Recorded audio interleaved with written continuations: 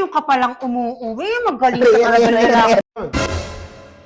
Walang yung Joey to. Anong oras na? Wala pa din. Gabing-gabi na. Nakakagigil talaga yung lalaki na to. Be!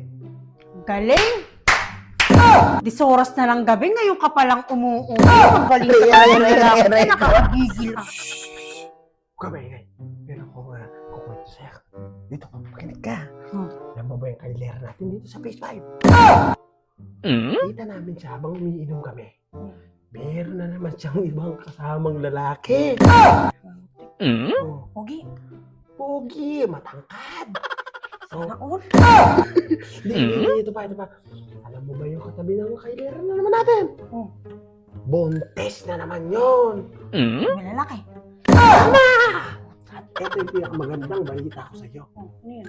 Si Kapitan, nakausap mo kanina.